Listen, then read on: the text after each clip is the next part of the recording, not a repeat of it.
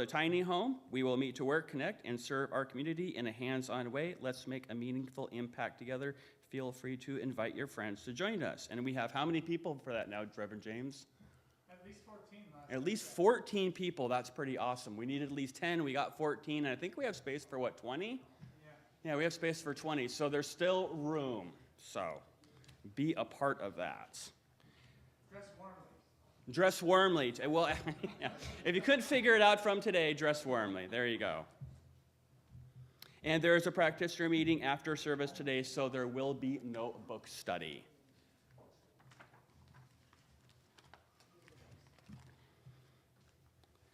Well, I'm glad to be here with you this morning. If this is your first time, we'd love to connect with you, and we want to provide information to give you everything you need to learn about Genesis and what we do here. If you have any questions, stop by the welcome table, and we'd love to chat and give you a free gift. I mean, I think that we're all pretty much friends and family here, but I'm just going to call them out just because I love my good friends Michael and Tristan for visiting us here today. So please, please, please, yes, say good and say hi to them. So let's all get up, and we are a hugging community here. If you don't want to hug each other or anything like that, you can handshake or we do the namaste thing here. But let's all give up, love, and hug on each other, and meet and greet and say hi to each other.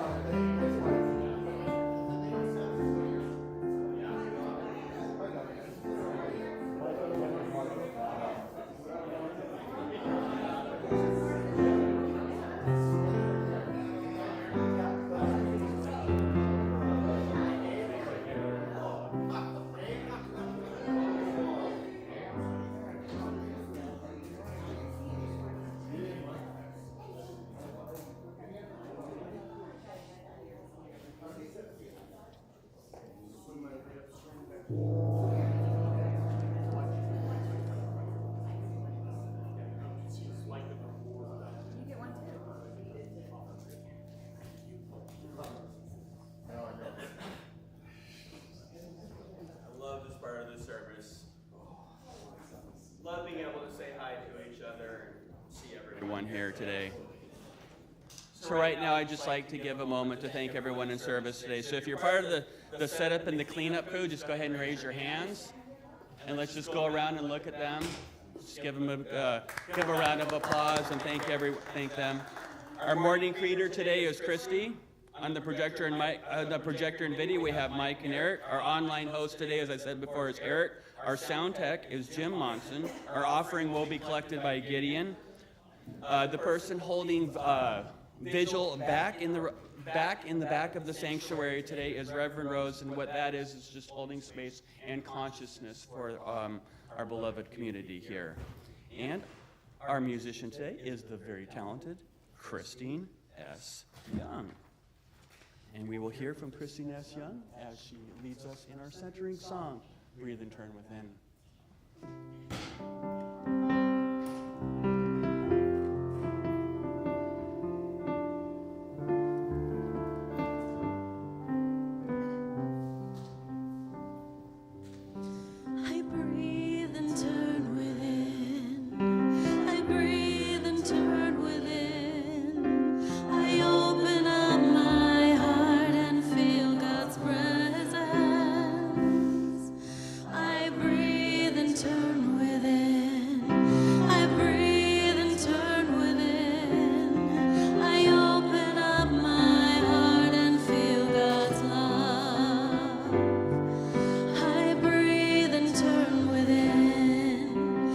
breathe and turn within. I open up my heart and feel God's presence. I breathe and turn within. I breathe and turn within. I open up my heart and feel God's love. I pray and turn within. I pray and turn within. I open up my heart and feel God's presence. I pray and turn within. I pray and turn within. I open up my heart and feel God's love. I sing and turn within. I sing and turn within. I open up my heart and feel God's presence. I sing and turn within. I sing and turn within. I open up my heart and feel God's love.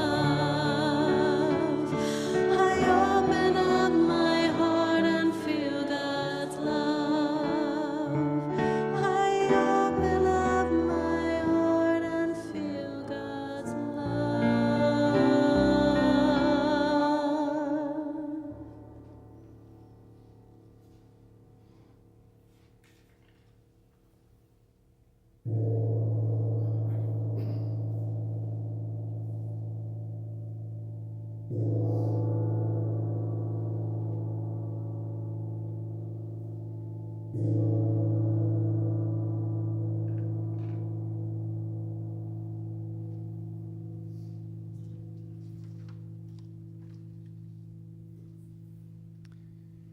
Today's reading is going to be a little bit different today.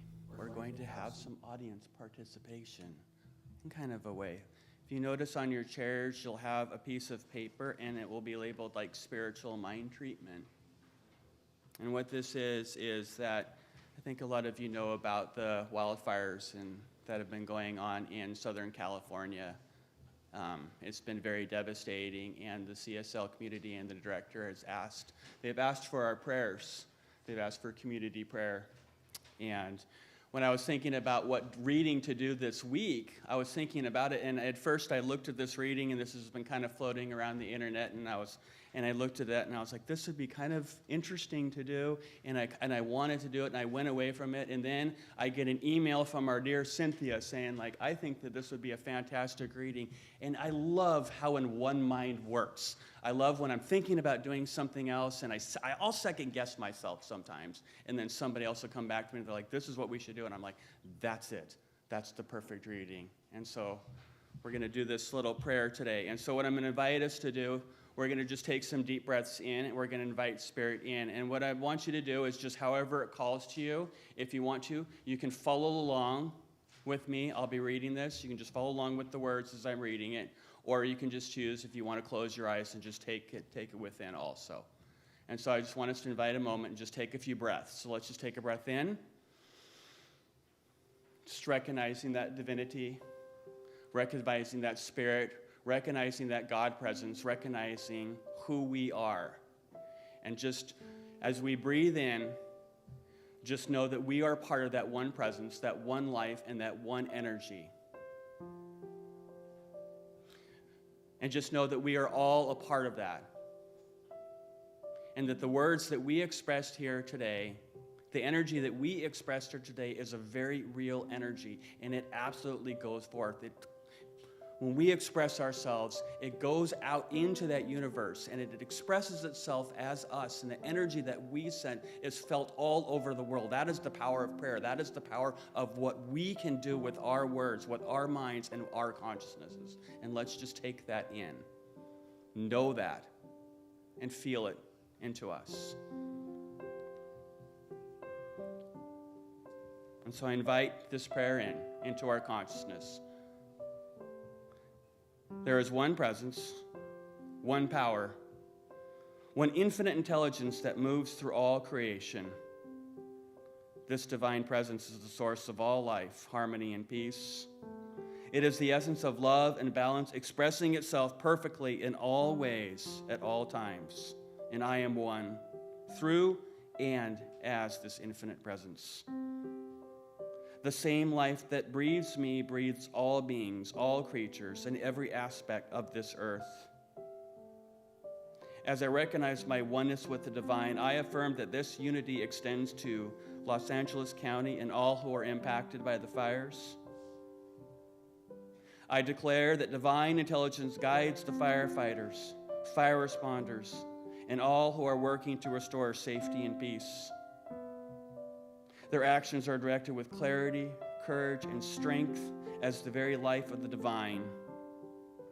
I affirm and I claim without delay all the atmosphere around and in through the fires is now calmed and winds diminish, allowing for the swift containment of the fires.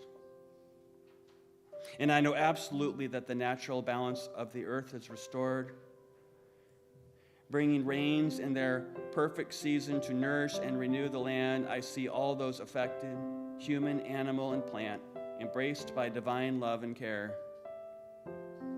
Resources flow freely to those in need, and communities come together in unity and compassion with an overflow of love.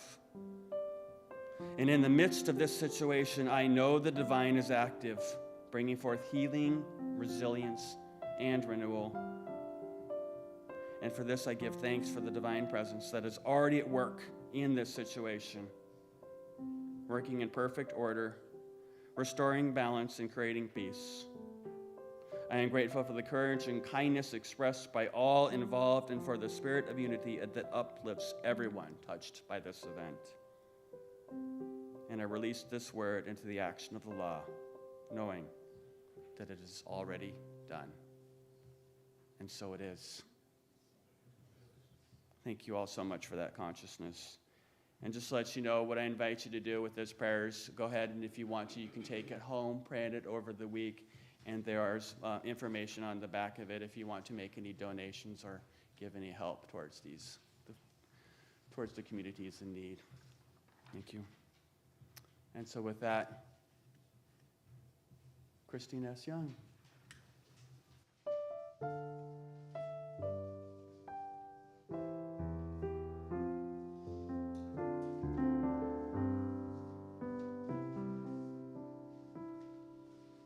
I once heard a powerful story about a man who stood in his truth.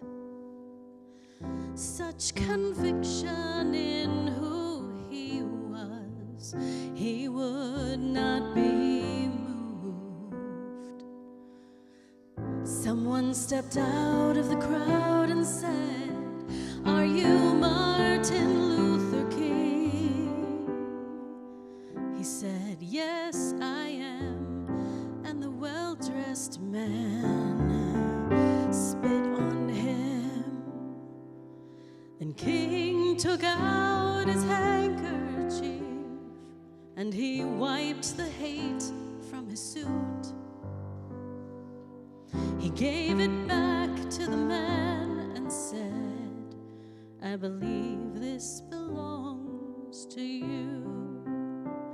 I will lift you up and do what I can do. I see your heart, I know your pain. I have been there too. I will hold you high while you do what you have to do. But I am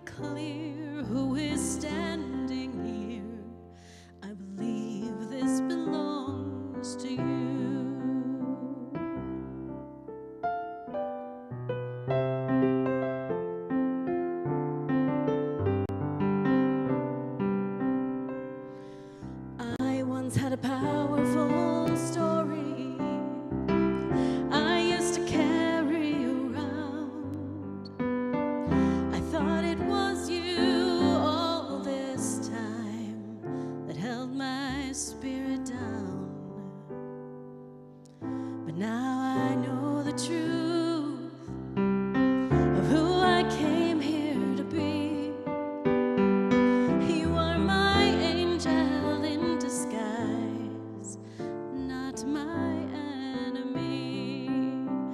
So I thank you for the part you played in this dance that we had to do. I give you back your own true love. I believe it belongs to you. I will lift you up and do what I can do. I feel your heart, I know your pain. I have been there too. I will hold you high while you do what you have to do. I give you back your freedom now. I believe it belongs to you. I will lift you up and do what I can do. I feel your heart, I know your pain. I have been there, I've been there too, and I will hold you high while you do what you have to do. I give you back your own true love. I believe it belongs to you. I am clear as we're standing here. I believe this belongs to you.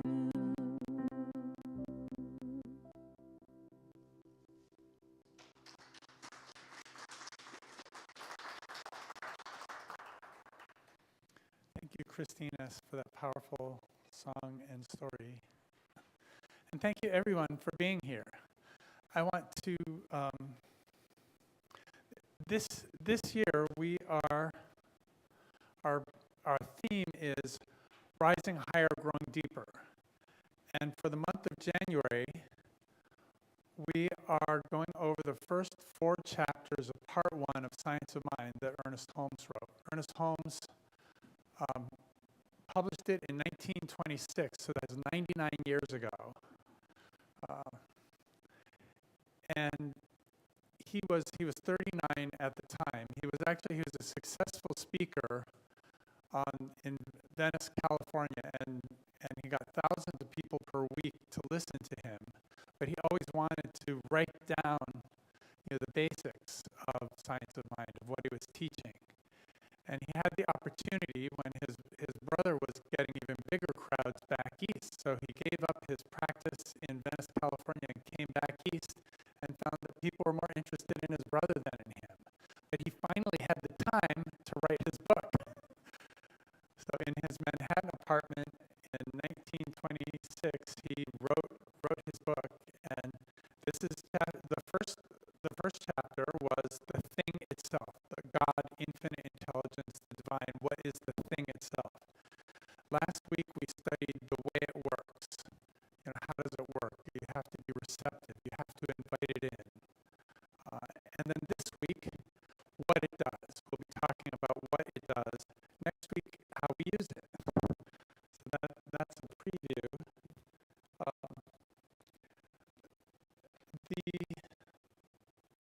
The idea is by focusing on the present, we unlock the gateway to the goodness and opportunities that surround us. And I want to tell a story about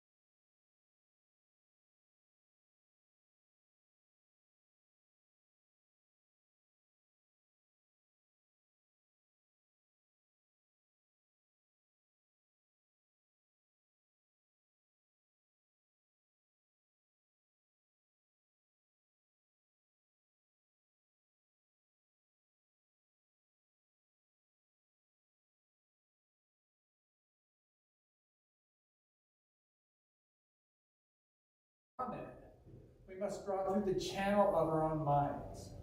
A unity must be established. We must be it, and it must be us. And a conscious connection must be made before we can derive the benefits which the greater mind is willing to reveal or impart to us. The universe is impersonal, gives alike to all. It has no respecter of persons, it values each alike. So the universe's nature is to impart,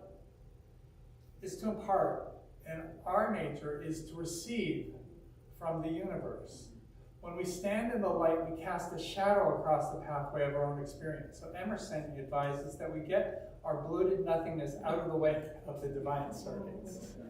That when we feel the Spirit coming through us, if we feel ego objections, we can just let them go. And that's like the clay. We can chip off the clay and reveal the gold underneath. Let us restate our principle. We are surrounded by an infinite possibility. It is goodness, life, law, and reason.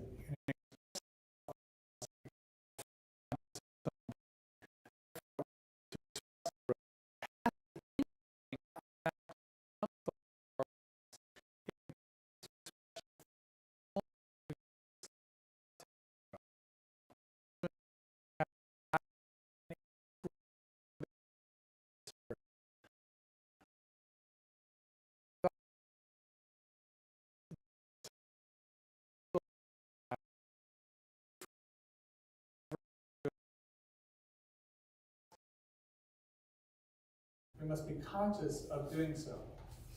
So this was his big secret, and he discovered, as we heard last week, he wasn't much of a student. In high school he spent more of his time in the woods, paying attention to nature and dealing with nature than he did writing term papers in high school. But he went to a Christian Science-based speaking technical school and learned how to be a public speaker. And in doing so, he ran into spiritual mind treatments, and he discovered that God really is, we really are that, and we are surrounded by infinite intelligence. And he spent his 20s and 30s figuring out how to make it work better and how to convey it to all of us. So the three things we need to know: that God has to pass through us as us. And didn't work. Actually what we need to do right now, I want to do a little bit of a heart meditation to open us up, because otherwise it's too many words. So let's touch. Let's just recenter in our hearts. So if you touch your hearts, it can help you sometimes pay more attention. Or just breathe into your heart. Exhale from your heart. And what we'd like to have is a feeling of appreciation in the heart. And so think of something or someone you appreciate: a beloved pet, a family member, an event in a community, anything that will bring that feeling of appreciation. And notice how it fills the heart, it overflows the heart, and fills our whole body, and starts extending and expanding beyond that. And now allow yourself to just rest in that, to lay back into it, and just float in it.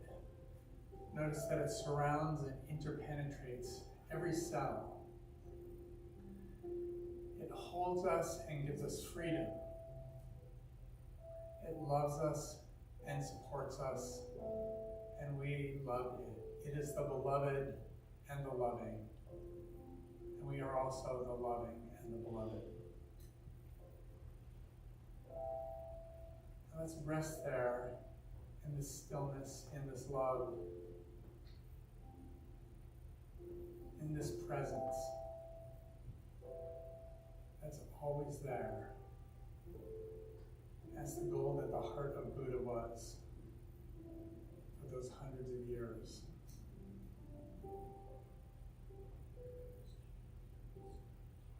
We are open to that love. exhibit that love. We are that love.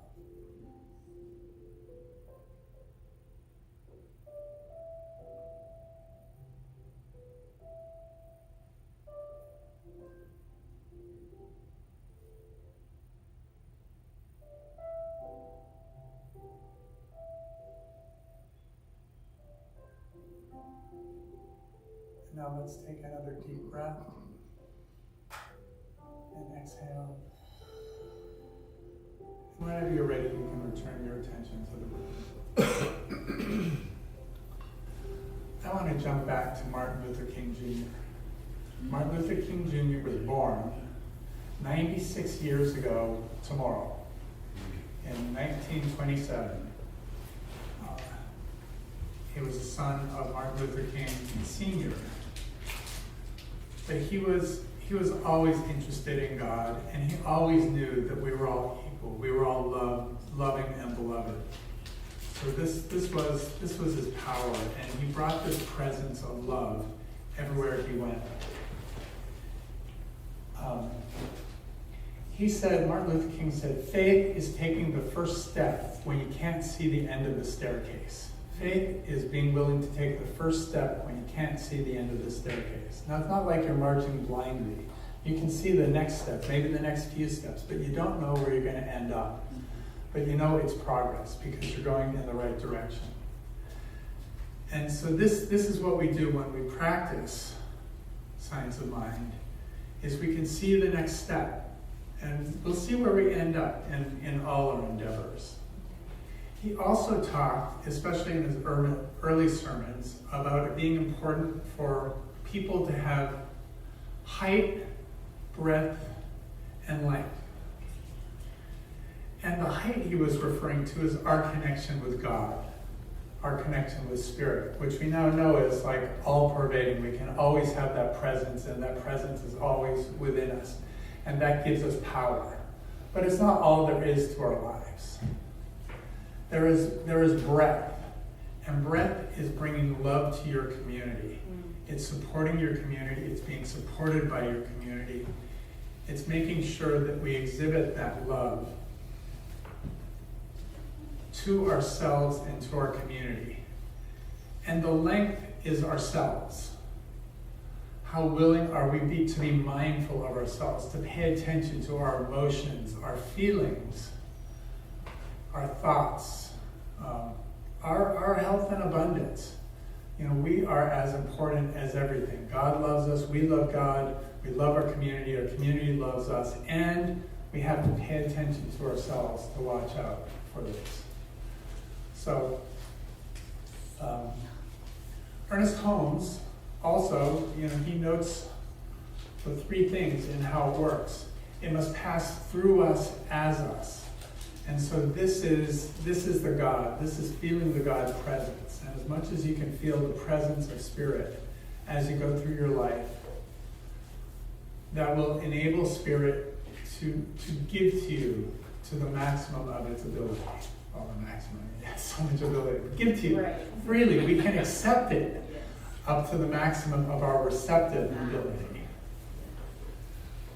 There's a story in the Bible about a woman who was almost out of oil, and Spirit told her in a voice, I'll bring you all the oil you need, just bring out all the containers.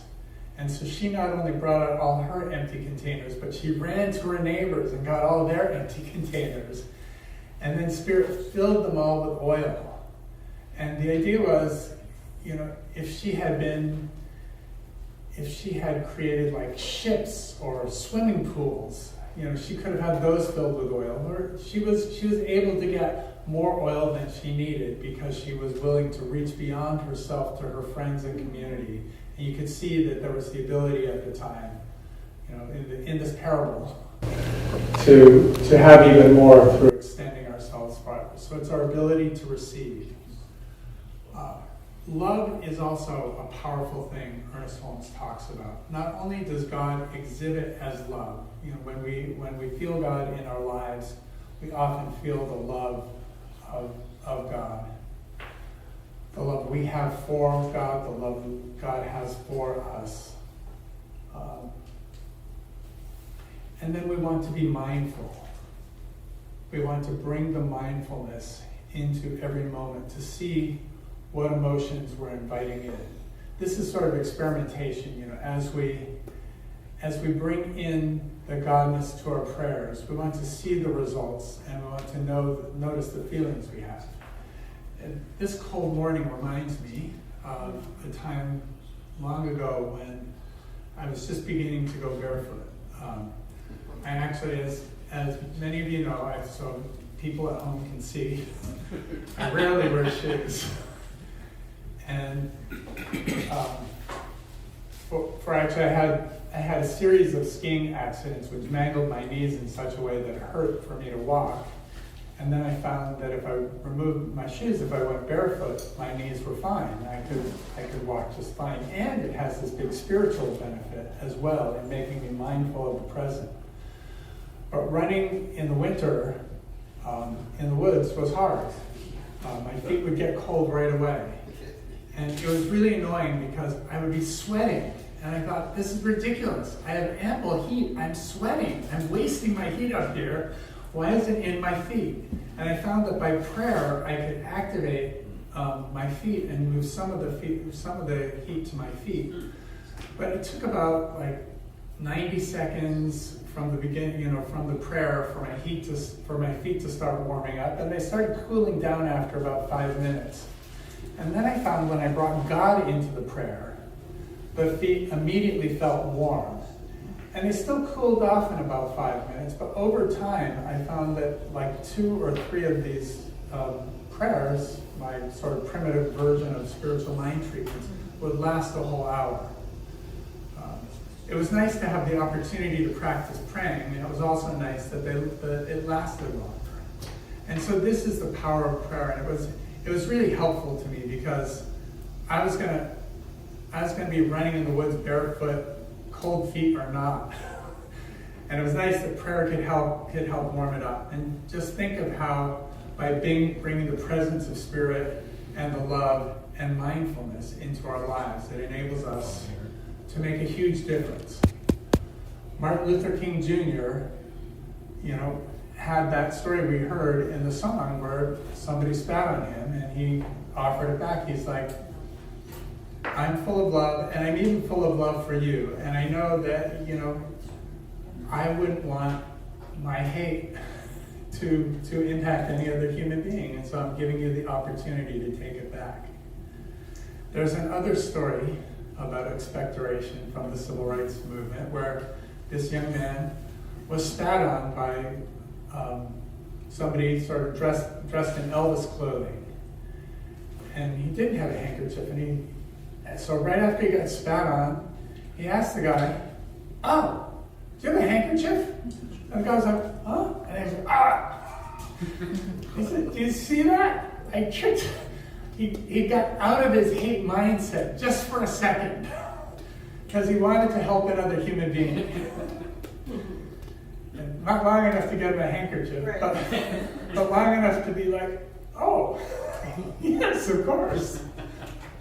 And so this was the benefit of the nonviolence that Martin Luther King Jr. and the whole civil rights movement preached and worked with. And we know Marshall Rosenberg teaches, they actually are beginning to call it compassionate communication now rather than nonviolent communication because why would you have the word violence?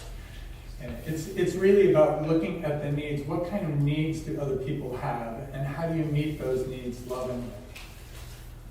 So let's say this affirmation together a couple of times.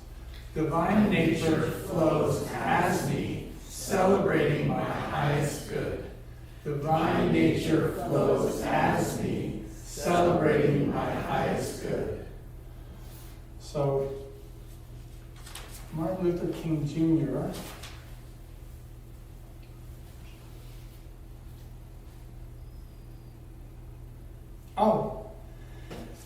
There are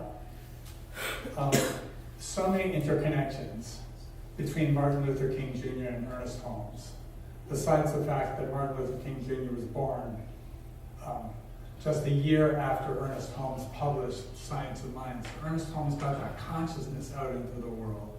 And he wasn't, he never claims he was the one. He never claims he was a revelation. He said everything he learned from other people. And what he did was he put it together in an easy-to-use way and disseminated it. People loved to hear him speak. People loved to read his books. People loved the way he would express things. Charles Fillmore, head of the New Thought Church I spent many years in, is famous for being obscure and for being difficult to understand. Ernest Holmes is the opposite. So Martin Luther King Jr. and Ernest Holmes both believed in unity and interconnectedness. Holmes taught that we all are expressions of divine mind, interconnected in a web of spiritual unity. King saw the unity in the context of social justice, urging people to recognize their shared humanity and work through equality. So he saw us all as equal, and he could say this prayer in the presence. He could go to marches where people were expressing hate, and all he would feel is love for them, and he could see the loving part of them trying to get out.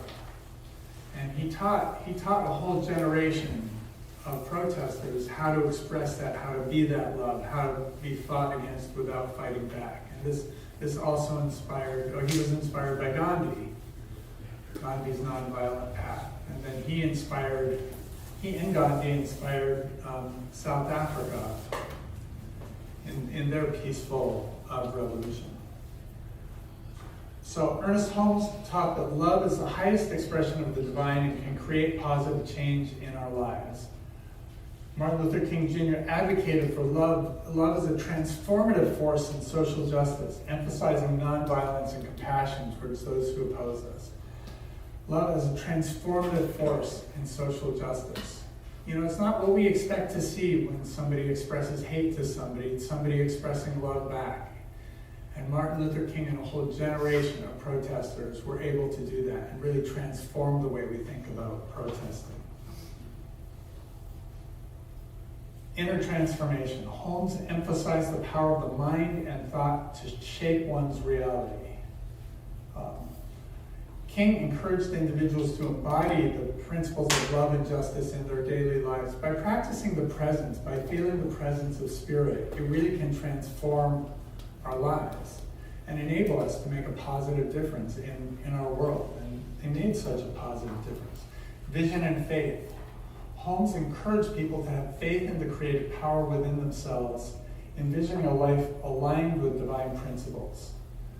Martin Luther King Jr. Dreamt of racial equality and justice, grounded in a profound faith in humanity's potential for goodness. A profound faith in humanity's potential for goodness. And so this is, when I look at Martin Luther King Jr. and Ernest Holmes, I really see, Martin Luther King Jr. took a lot of what Ernest Holmes was doing. Used the same principles as Ernest Holmes. We actually don't know. I didn't Google it, but we don't know that how much Martin Luther King Jr. was affected directly by Ernest Holmes. But we do know that all these topics, all these thoughts, all these presences were in the air. And we needed somebody charismatic and a great communicator to communicate with them.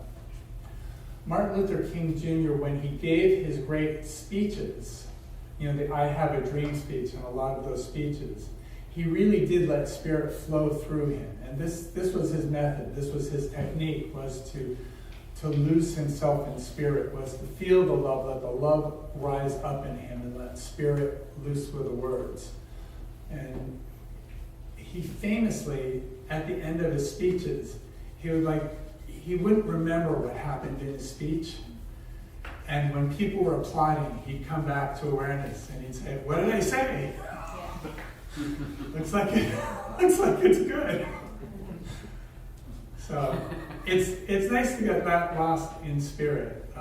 Not that we should aspire to unconsciousness, but it's an example of somebody who's really able to get his bloated nothingness out of the way and just pour himself into spirit.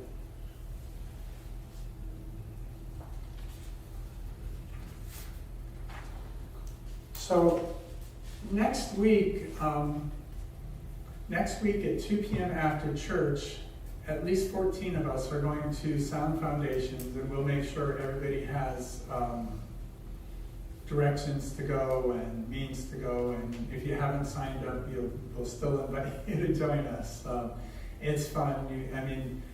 If nothing else, from an engineering point of view, I love that they have this warehouse set up as a factory where they can build 4 tiny homes per day. So there doesn't have to be a shortage of tiny homes. And there was a plan that we reviewed months ago wherein these tiny home villages can be the end of homelessness in our communities in just a few years. All they need is space for tiny home villages. What it's about, everybody talks about the need for housing, but what they found in Sound Foundations and the Hope Factory, they call it, the tiny homes, is that you have to start with Maslow's hierarchy of needs, where you start at the bottom giving people their physical needs, so they're not hungry and they aren't desperate anymore, and then you feed their safety needs. And then beyond that, and then move into love and beyond belonging. So the tiny home villages are anywhere from 30 to 250. Most of them are 30 to 60 homes, because that's a small enough community that you really can make community. And their motto is community first. And so they really bring the love there. They're fenced. At first people thought the fences was so that people wouldn't have to look into the tiny home villages, but really it's to keep the haters out of the tiny home villages, that a lot of people have a lot of people are projecting all the ills of society onto these unhoused people. And so in order for these people to safely move up Maslow's hierarchy of needs so they can take care of themselves and be contributing members of society, you need to give them a break. They build walls around it, and then they form a community. And in the community, they patrol, they clean the bathrooms, they make food, there's a common kitchen. They take care of each other, and they have love and community, and they learn the skills and manage to get jobs so that they can be independent. And then Lehigh is the Low Income Housing Institute, gives them the coaching they need for that, and moves them into housing around King County, Puget Sound. There are other cities that are imitating this in Arizona and Michigan and Florida, I think. But this is the original. So if you go there, you don't have to help build, but it's nice if you. It's really fun. It's really fun. I mean, you go there, and in 3 hours you build a tiny home. It's just like, it's all laying on the walls. It's like doing a puzzle. Except it's a house and somebody gets to live in it, and then you get to sign the house and fill it full of love. You get to hear the stories about how people move from being unhoused and desperate on the streets into embraced by community and able to take care of themselves and contribute to society. So this is our own way to solve, as you guys probably have heard, Washington State is one of the top 3 with with the largest unhoused populations. And so it's nice that we have this opportunity to contribute and to make it better in a powerful way that really values human beings and community and shows their creativity and godness on exhibit.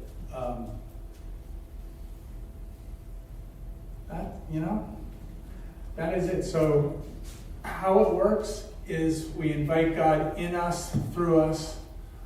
We have the height of our connection with God. We have the breadth of our love that we can express for God, ourselves, and our community. And we have our length of being mindful, watching out for ourselves, taking care of ourselves, as well as taking care of our community. We are the beloved and we are loving. And let's say this 3 times again together. Divine nature flows as me, celebrating my highest good. Divine nature flows as me, celebrating my highest good. Divine nature flows as me, celebrating my highest good. And so it is. And now I'm going to encourage you. There are prayer cards on your seat, or somewhere nearby you, little yellow cards. And if you pick one up on one side, it has a demonstration. And if you can think of any time in the world where prayer has led to something better happening in the world, then I encourage you to write that down, because the more you write that down, the more solid it becomes, the more powerful you're able to receive the benefits of prayer in your life.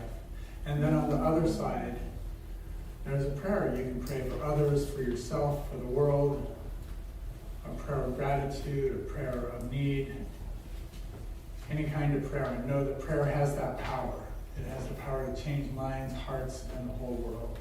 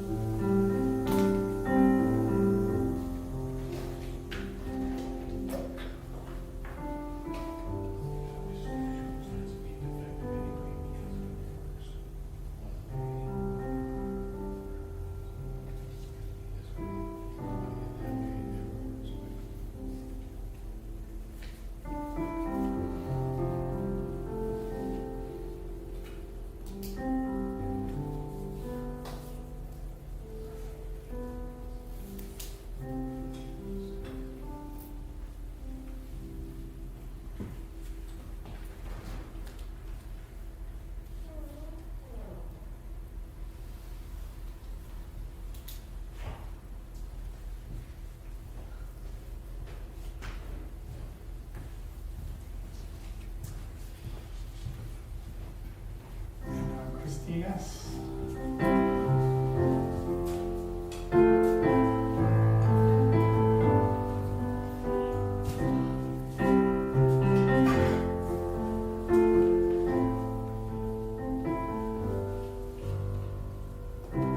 Feet planted firmly, sunk into the sand, trapped in my practice of playing a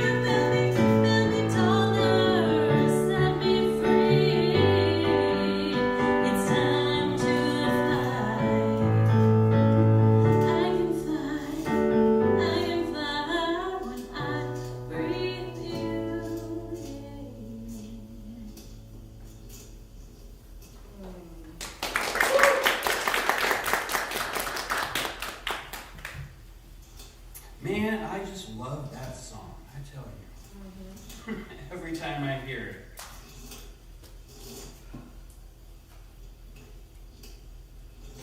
We have a saying in CSL, it's what is treat and move your feet. And I was really thinking during your sermon, now I got treat, move your feet, and feel the heat.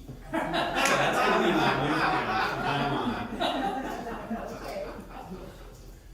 So Genesis is a community dedicated to love, inspiring harmony, and creating connections to empower spiritual growth. And we love you are here to share in that with us. This is an invitation to participate in circulation, to connect with abundance and prosperity and generosity. Your participation makes all this possible. We truly appreciate your support. So let us take a moment to craft our financial gift for Genesis.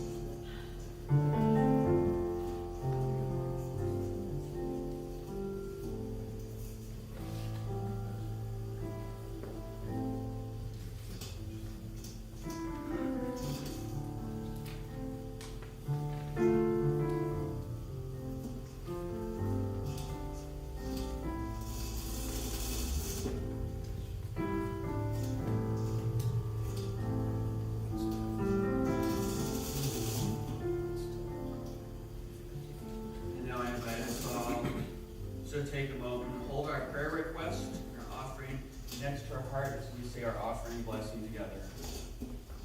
Divine love, through me, bless and multiplies all that I am, all that I have, all that I give, and all that I receive, and I am grateful. And now Gideon will come around and collect our offering as we sing together, God is my source.